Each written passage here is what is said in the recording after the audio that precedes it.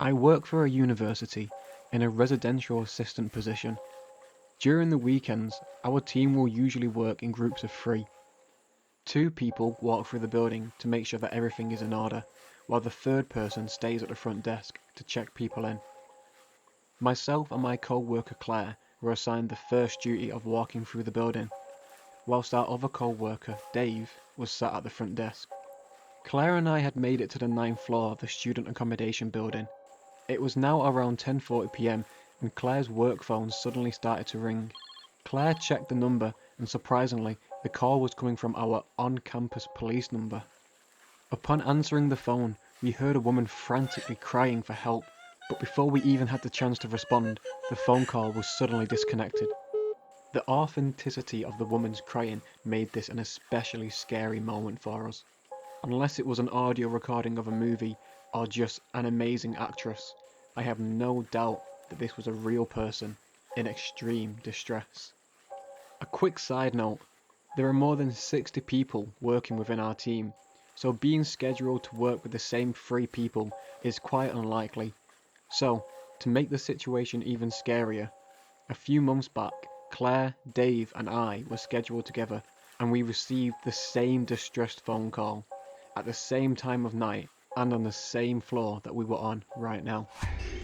We wondered if the calls were meant for 911 and maybe somehow they had just been accidentally redirected to us, since the number that was listed was the police phone number that we use for on-campus emergencies.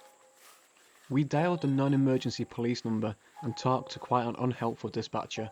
He took our names and said he would report it, but he mentioned that they haven't received any calls that night that could have been accidentally redirected to us by mistake. At this point, I had a sudden realization of where these calls may have been coming from. You see, earlier in the year I had received a call from the same campus police number, but it turned out to be my boss calling from her office to ask me to help a lost student. I remember this especially because I was panicking about the campus police caller ID. I told my boss about her caller ID being wrong, and she agreed it was weird, but ended up retiring a few weeks later, and so I doubted that the matter was resolved. With this in mind, it may have been that the call begging for help might have come from my old boss's office, which is currently empty and out of use. So Claire and I walked to the office hallway and tried going into the old office, but the door was locked and unopened. It's important to mention that both times when we've received these weird calls, it's been around 10:40 p.m. It was completely dark outside and no one was out in the area. The rest of the staff had gone home by now and it was just myself, Claire and Dave left. Along with this, all of our office spaces are completely inaccessible to the public and only myself and Claire had the keys required to enter. We unlocked the door to the vacant office and then used the extension to call one of our work phones. The number flashed up on Claire's work phone and you guessed it, it came through as campus police.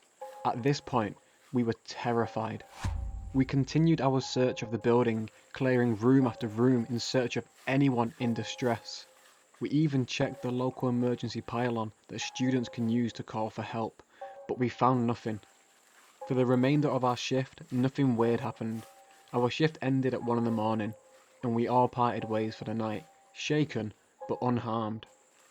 I'm at home now, but I just can't get the thought of that phone call out of my head. What the fuck was that poor woman calling us for? Why did she hang up? Why has this happened twice now? And why was the caller ID from the police? For further clarification, before I wrap this story up, the third co-worker we were on duty with, Dave, is a man with a thick accent, so it's not like he could have called us from the boss's phone and pretended to be a woman. The first phone call we received was back in October, and was of a woman crying and saying, "Please help." This call happened in February. It felt different, but it was still definitely a woman crying and begging for help. Unfortunately, I live in an area with a lot of human trafficking, and I have an awful fear and sadness that this may be what I heard. I have 2 possible theories on what these calls might have been. The first is that the call was just a redirect from the police, and the dispatcher chose to hide his mistake or lie for some reason. The second theory is that someone snuck into my boss's office and called us begging for help. I'm writing this now because I'm just too worried to sleep, and I'm hoping that someone can think of a better reason for these calls.